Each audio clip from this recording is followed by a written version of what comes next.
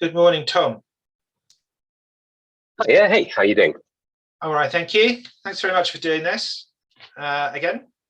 As per usual, if I could ask you just to sort of introduce the fund a bit first, and then we'll sort of work through what's going on and do some questions. Yeah, of course, no problem at all. So look, once again, thanks very much for having me on. Thanks everybody for listening. I hope I won't turn you off too much. What is DOR? What does Downing Renewables and Infrastructure Trust do? We invest in renewable energy and other infrastructure across Europe. And that's what this little slide here says. So what this tries to do is just to articulate a little bit about what the portfolio looks like, and also tries to describe a little bit about what our strategy is. So if I start with the strategy first, the strategy is to try and invest in different types of renewable energy. Different types of renewable energy have a reliance on different natural resources. So for example, the UK solar portfolio here it is reliant on sunshine in the UK. And might seem pretty obvious, but Swedish wind farm and the Swedish hydropower portfolio that we have over on the other side of the pond there, they rely on both wind and rainfall. Now, that reliance on different seasonality, different natural resources creates a kind of blend of exposures, if you want to think about it that way. Different natural resources have different production profiles. They produce at different times of the day, and what that means, and different times of the year. And what that means is that you get revenues that are not necessarily correlated to one another. And if you build up a portfolio of revenues that are not correlated to one another, then you increase your quality of earnings, you increase the stability of your returns to your shareholders. And that is the plan. So we like not only different technologies, which I've just talked about, but we also like different jurisdictions. And different jurisdictions allow us to access different policy regimes. That was very important during COVID, where we had different policy responses from different governments. And fortunately, as we had a spread of investments, we weren't really affected by those in any one of the jurisdictions, but perhaps had we been all concentrated in one location, we would have been. It also allows us to access different energy markets, and those different energy markets have different prices and different prospects. So just rounding off on the portfolio here, then you can see we have the generation assets I talked about. You can also see we've got something called a shunt reactor. Excitingly named. It's a pretty prosaic bit of kit. What it does is it helps the transmission system in the UK transport electricity very efficiently. Fantastic asset, and a really good return for what's a very limited risk involved in the operations of that asset. It's actually got a long-term contract with the national grid, and it gets paid for just being available, which is fantastic. And then we've also got some investments in the Swedish electricity distribution system, where we own about 480 kilometers of wires, and that is the wires that connect people's homes and businesses to generation and to the transmission system. And again, very long-term asset. Again, interesting because it's got revenues that aren't necessarily derived from the sale of power, unlike our generation fleet. So again, think about diversification. That really adds to that theme. So if you look at the next slide, you can see how that shapes up.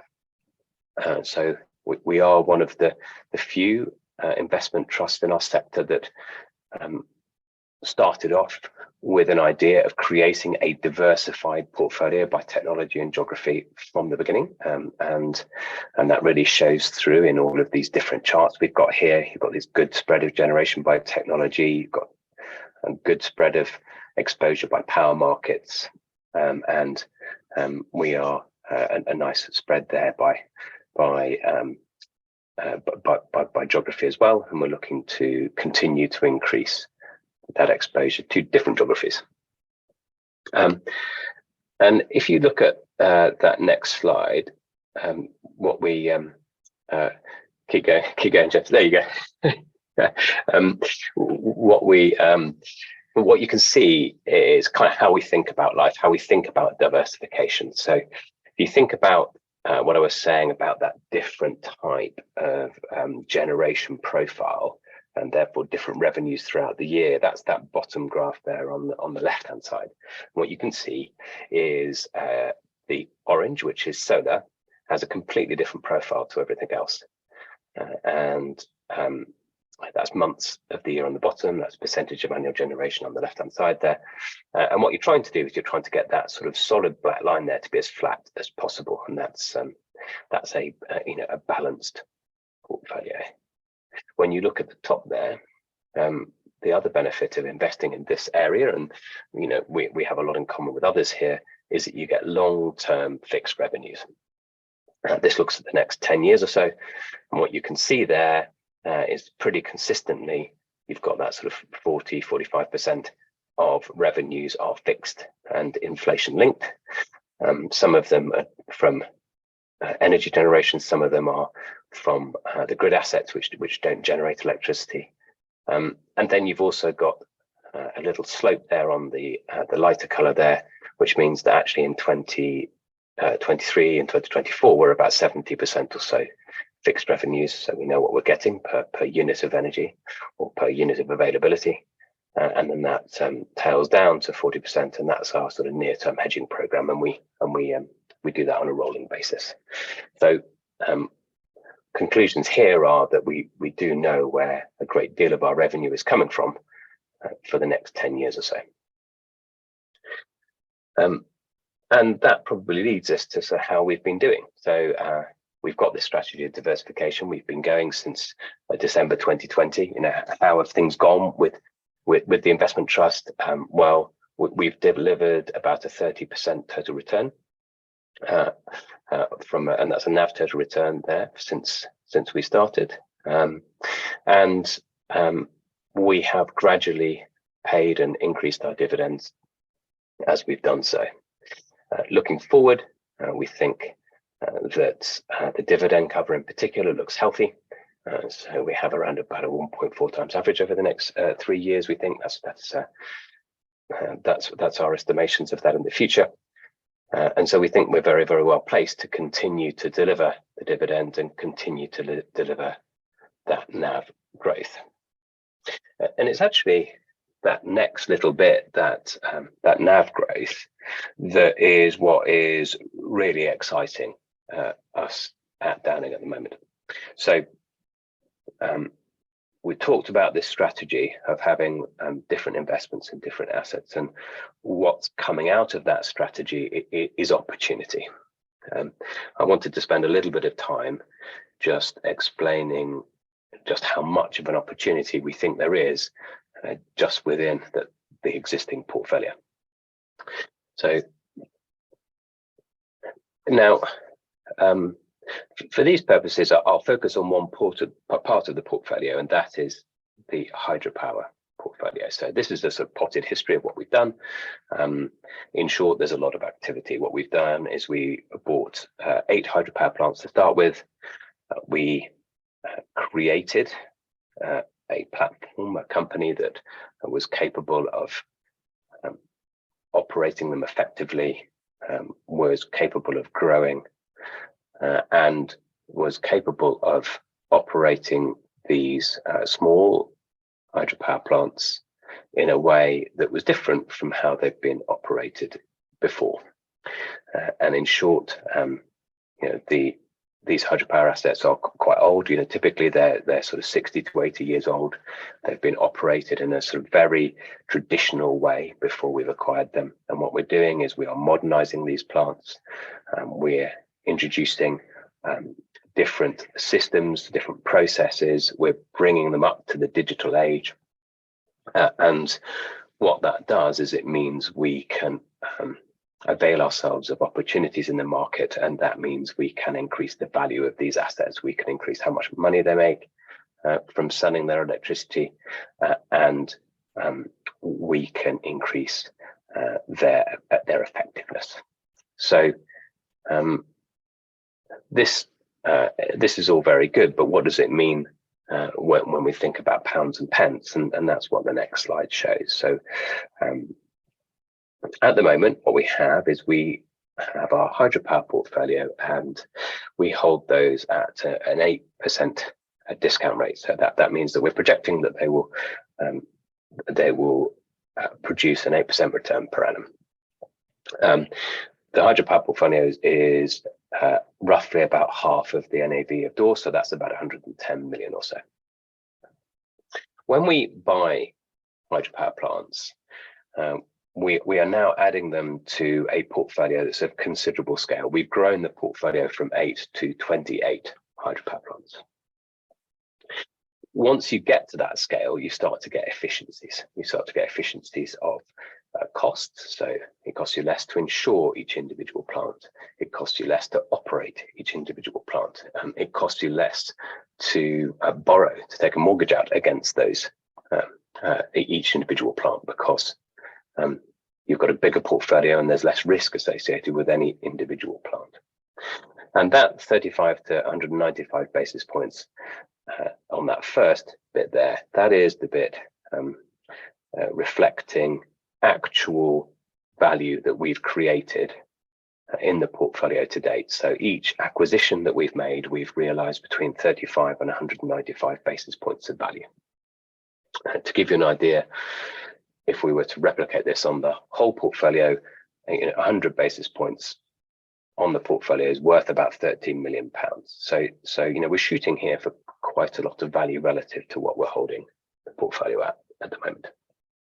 Now, what you can also do, as I said, with these hydropower plants, which is really unique in the world of renewable energy, is that you can operate them differently. You can slow down production when prices are lower. You can speed up production when prices are higher by holding back and releasing more water in the river systems that we manage.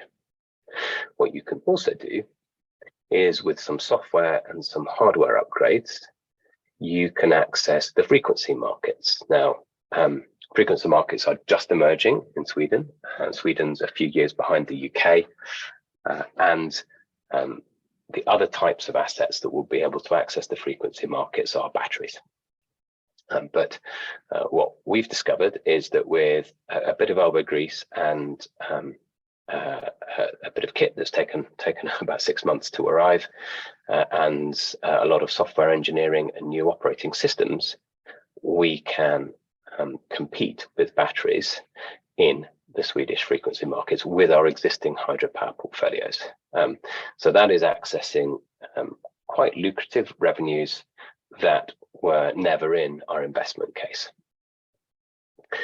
We think, and we think relatively conservatively, that that's worth between 50 and 100 basis points on the entire portfolio.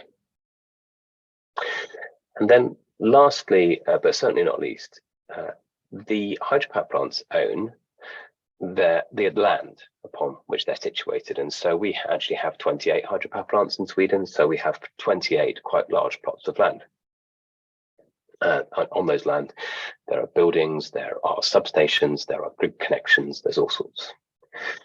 What we've discovered is that we can actually put batteries on our own land, and we can develop those batteries, we can build those batteries, we can connect into grid connections that our hydropower plants are already connected into, and which are typically on our own land, so they're not far away.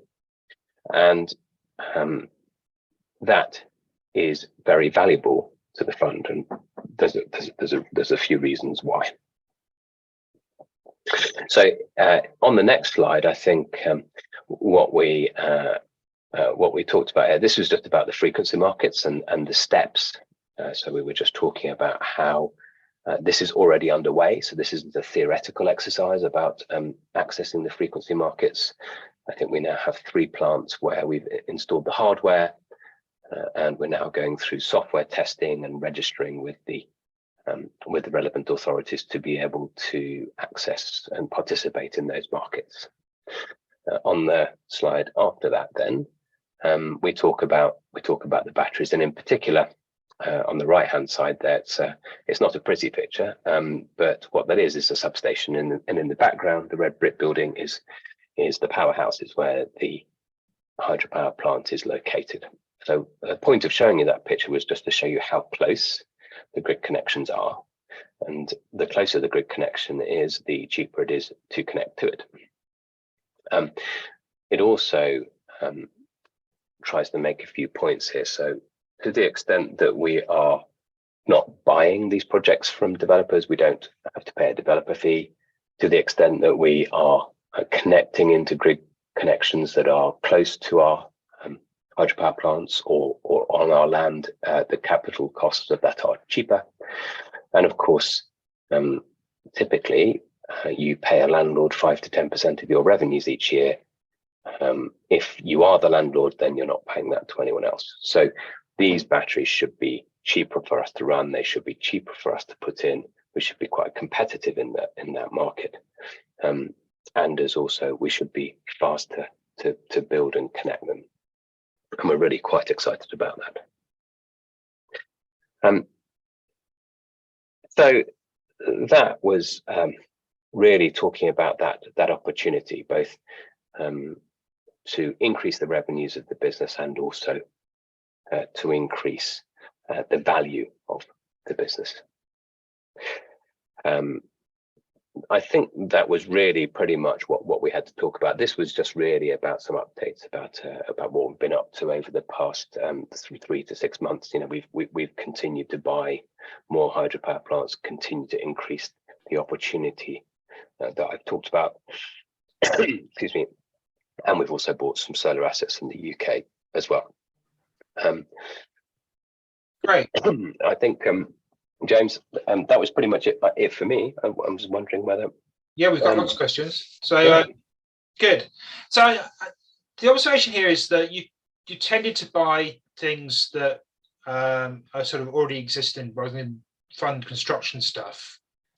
But actually, what you've just been talking about is putting in batteries from scratch and that sort of thing.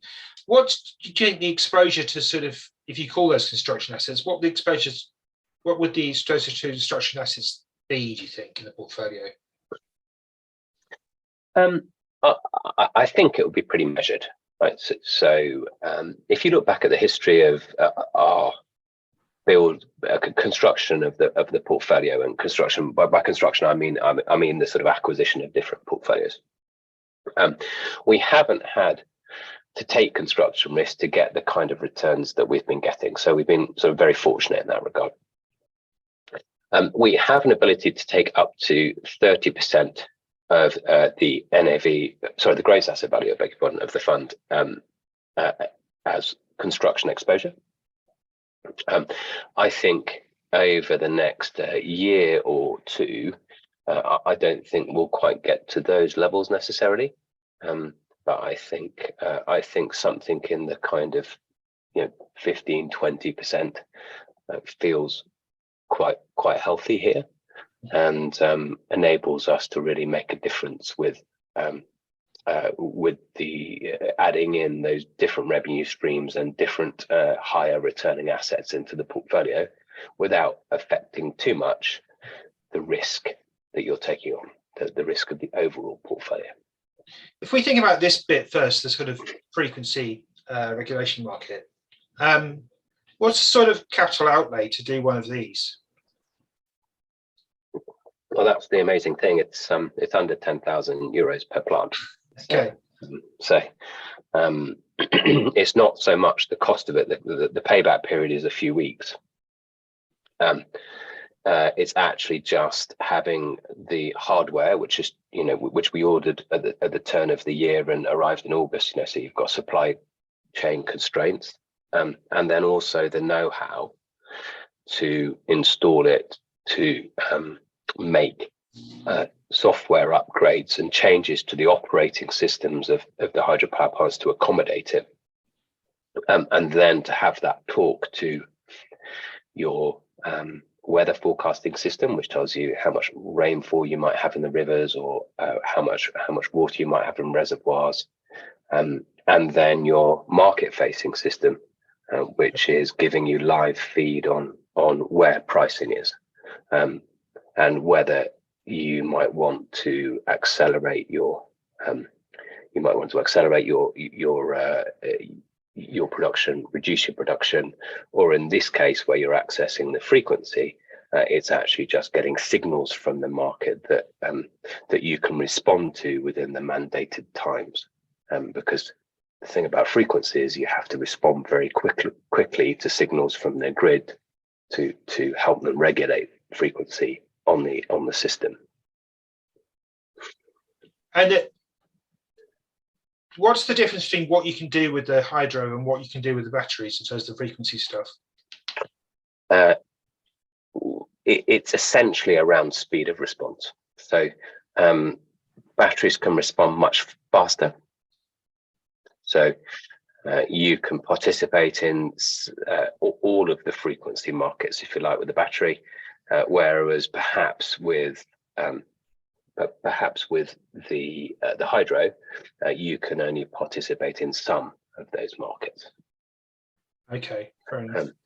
But if you think about it a different way, we have a 9 megawatt hydropower plant in Sweden called Tvärforsen. That costs us 10,000 euros to put into the frequency markets. It would cost us around about 6 to 7 million euros to build a battery of the equivalent size, and it might take us 2 years to put it in. Yeah, you can see the opportunity. Yeah. In terms of the balance of the portfolio, is this about right now, or are there other things that you might want to add to it? No, look, I think we've still got a way to go, actually. We'd like a balance of those generation technologies in each of the markets we're in. So, wind in the UK, for example.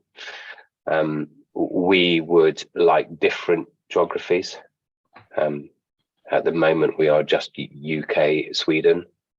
We definitely like more exposure to other Nordic countries. We like Finland. We like Iceland.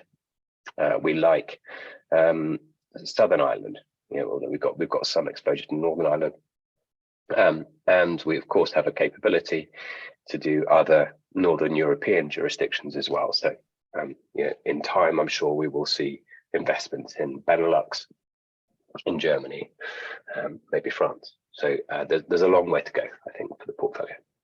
Okay, thank you. And when we're looking at that bit of the revenue there, and you've got quite a lot of fixed inflation-linked revenues, presumably most of those are subsidies. Are they all UK, or is that a mix of UK and Sweden? The fixed inflation-linked revenues that are derived from generation, so the not the darker strip at the bottom, but the other bits, they are UK, essentially UK subsidy and some UK long-term PPAs.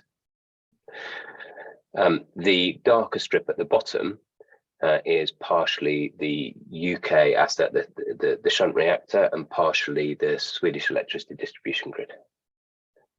So right. it is a mixture, but it's predominantly UK inflation that the inflation-linked revenues are pegged to. Which is all very helpful at the moment. Yeah, yes. Well, I think, we are a sterling-denominated fund, and so I do think it is appropriate to have a decent exposure to the UK, and particularly to UK inflation. But I do think it is also very important to be able to spread your bets at the moment. Okay, so we talked about the funding the sort of hydro stuff for the frequency market, but if you want to do the battery stuff, presumably there's a bigger outlay. How would you be funding the battery developments? Yeah, look, it's a very good question. So we do have at the moment quite a bit of space in the facility that we have at the hydro portfolio level. So we have some long-term borrowing at a business we called DHAB, which is the hydro company that owns all the hydro, and that has we borrowed about 27 million of a 47 million euro facility. So there's quite 43. There you go, million facility.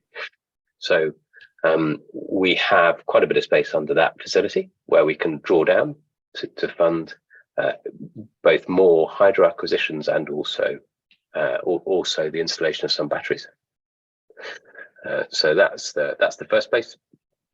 We have a lot of dividend cover, so we do have excess cash that we can reinvest in the portfolio, and also we have an RCF. That RCF is not very drawn at the moment. It's I think we have 7 million borrowing under it at the moment. So there's again a fair bit of space there. I think we'd be quite cautious about how and when we draw down under that. But given, particularly for the batteries, that the returns are unlevered returns in kind of low to mid-teens, borrowing debt at 6 or 7% doesn't seem so bad to do that. No, exactly. And can you, under your revolving credit facility, can you borrow in euros and pounds, or is it just in pounds? Yes, it's a multi-currency facility. Okay, or even krona, I suppose. Yes, so we've got a whole variety of different currencies that we can draw under that to avoid taking that sort of mismatch of FX risk. Cool, great. If you're going to install a battery on a site, we're talking about with Svarforsen here, maybe. How long would that take, do you think, to get that done? Yeah, look, I think in some regards, Svarforsen is not a good example, because I think Svarforsen we might be able to do quite quickly. So I think look, it's a great case study, because what we did was we applied for a grid connection, and we again applied back in before the summer, and then just after the summer the grid offer came back, and that grid offer was at a very, very low cost, and it was an offer to connect immediately, because essentially they had the kit already there, spare, at the substation that we needed. Grid is typically your longest lead item. Normally land will be a problem, but we're using our own land. And then after that, it's permitting. But permitting, the equivalent of planning permission, works slightly differently in Sweden. It's more administrative in nature, particularly where you're using a brownfield site like this. You know, we're not cutting down trees or anything like that to put in a few containers of batteries. You'd be siting that, you know, in that picture there, somewhere around about the substation. So then your last item is just the time it takes you to order the battery. So I think for this one, we'd hope that the battery will be in during the course of next year, back end of next year. But you'd be paying for, you know, putting deposits down for batteries this side of Christmas, and potentially that you can try and bring that forward a bit. In other sites where we're going through this process, we've made grid connection applications on I think about 20 of the 28 sites that we have already. We'll just have to see what comes back and when the grid can connect us, and then we just rank those in order of priority and work through them.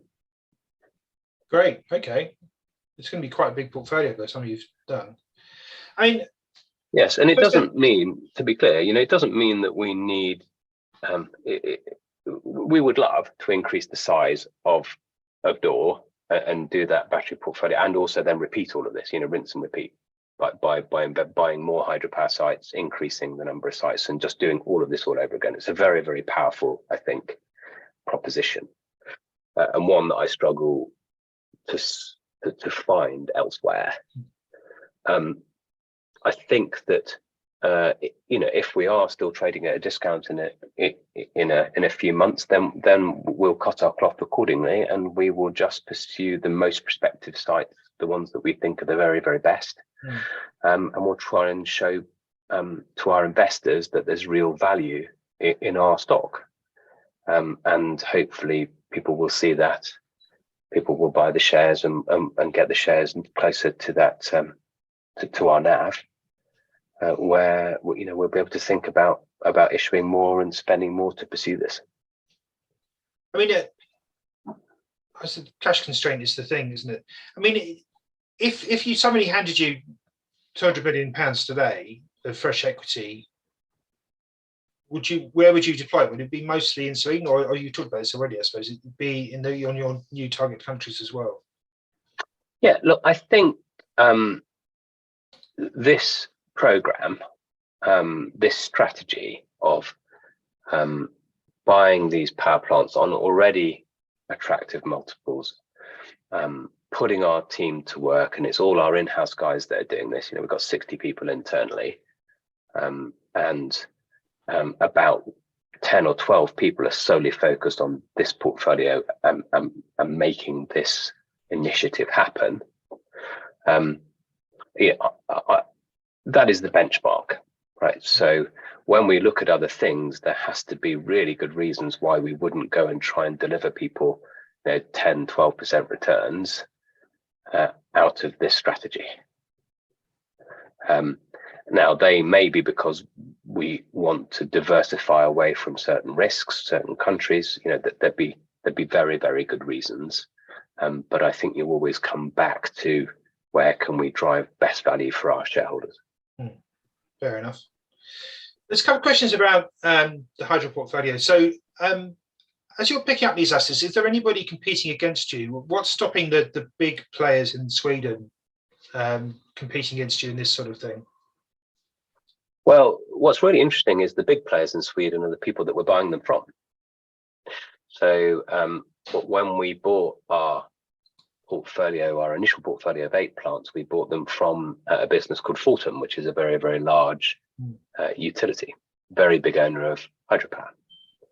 From their perspective, they have a huge hydropower portfolio, and those hydropower plants are really big, or most of them are very big.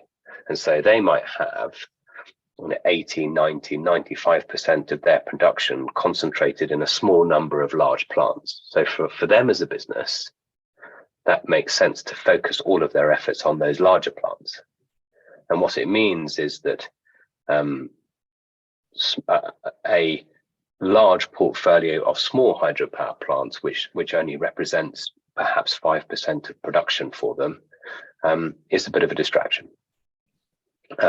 And so it's not necessarily the larger utilities, the big owners of hydro that are our competitors for acquiring and pursuing the strategy, actually. There are other companies that are focusing on the small hydropower sector with particular success in perhaps some other of the Nordic countries like Norway and places like that.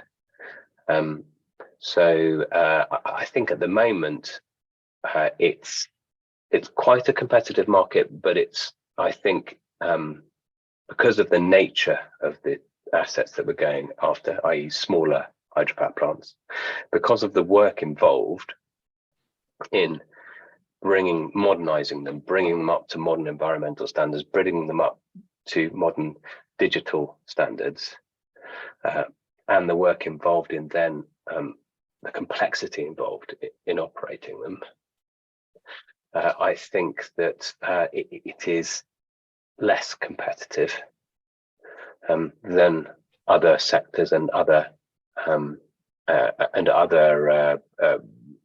investment sizes or unit sizes, i.e. the larger hydropower sector. Yeah, okay, that makes sense. There's a question about currency risk. You don't hedge anything, do you? We do, actually. Oh, yeah. you do? Yeah, so we have, I think, about 70% of our euro exposure hedged. And so we've hedged the net asset value, and also we hedge dividends up to about 5 years out. We hedge them on a sort of declining linear profile. So we because obviously you've got less certainty about what your dividend is exactly going to be from these assets 5 years out than you have perhaps 1 year out. But overall, yeah, it's about 70% of our euro investments. Okay, fair enough. My mistake. Yeah, I suppose this is quite a pertinent question. How reliable is the rainfall in Sweden? Like everything, it's up and down. At the moment, it's very wet. Well, it's also very wet in England. And so, where reservoirs are full, rivers are full, and prices are lower. So and then conversely, we've had times before Christmas, perhaps, where rainfall have been lower throughout the year. Reservoirs have been lower, river levels were lower, and prices were higher. So, I think it's really about trying to optimize what you have, and the more storage you've got, and the more particularly long duration storage you've got, and hydropower gives you very long duration storage, the more effective you can be. And also, if you remember, what we're trying to do is reduce reliance on any given natural resource, right? So by having this balance of investments and different types of investments in different places, you try and reduce your exposure to any one given natural resource in any one given location, because they're always going to vary year to year. Yeah, fair enough. Just a specific question about sort of the entry multiples that you're paying for the hydro assets. So I suppose, are they sort of more or less in line with that 8% IRR that you're valuing things at, or are you getting cheaper than that? Yeah, that's exactly what we're showing on that slide there. So we're actually getting them a bit cheaper. So that's part of what you're getting the uplift here from. Correct. Yeah. Yeah, exactly right. And we're getting them cheaper because we are buying them as if they're operated on a standalone basis. We don't have to pay away any of the efficiencies we get when we bring them into the portfolio. Yeah, fair enough. Is anybody building new ones? Not a huge amount in Sweden. We do see new ones in Norway, and so actually, we manage another vehicle which actually has 10 hydropower plants in Norway, and the strategy for that vehicle is actually to build new ones.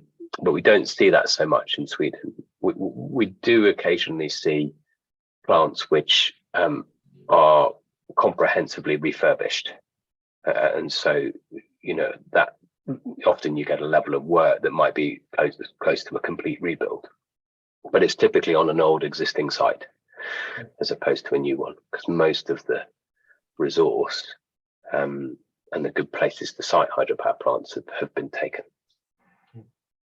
Okay. We've been talking an awful lot about hydro. There's a question about the shunt reactor. I know a lot of people sort of want to know how it works and stuff. Do you talk a little about why grid services are attractive, please? Yeah, well, if I first explain how it works, or try to anyway. So this provides something called reactive power. Reactive power is used to keep voltage and current in phase. And when voltage and current is in phase, what happens is electricity is transported at its most efficient. When it moves out of phase, it's kind of like waves lapping against each other, and you get a bit of sort of wash back. And that reduces the efficiency of the transport of electricity across the transmission system. So the shunt reactor provides and absorbs reactive power. Why is that important, and why is it necessary? If you go back about a couple of decades, What you had was an energy system where you've got really big power plants in a single location, which had lots of spinning plant.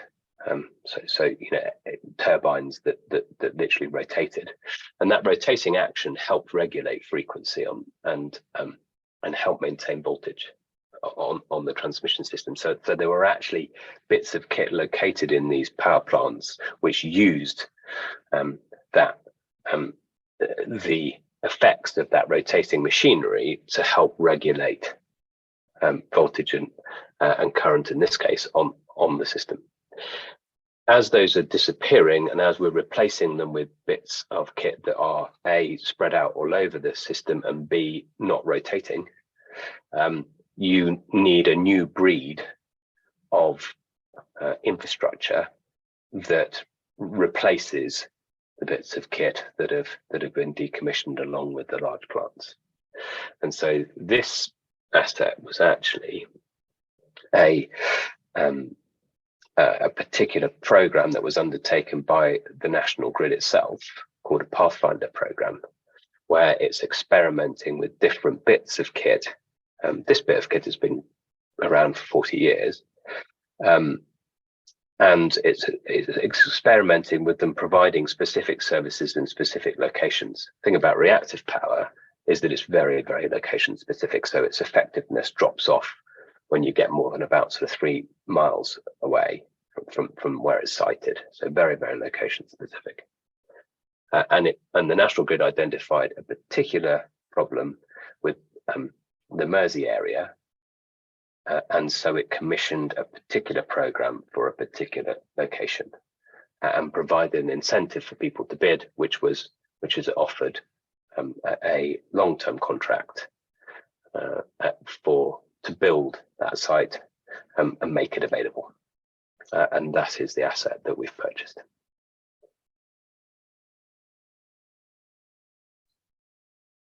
Keep going the wrong way, but there we go. Let's keep this one. One more question on power prices. So obviously you fix power prices when you can. What's the sort of program on that, and what are you seeing in terms of the prices you're achieving at the moment on the PPAs, fixed prices?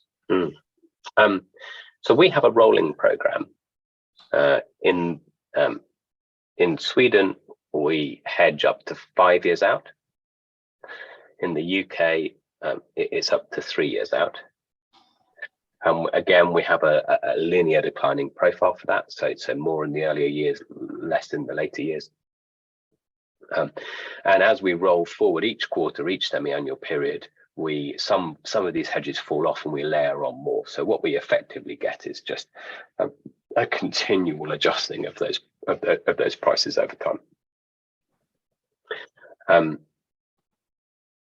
That's the hedging program. You also have an ability to hedge your power price exposure through either long-term PPAs, and we have some of those, and that's just a power purchase agreement, say with a floor or with a fixed price, and we have quite a few of those in the portfolio, and also through subsidies, for example, which are revenues which are not derived from the sale of merchant power.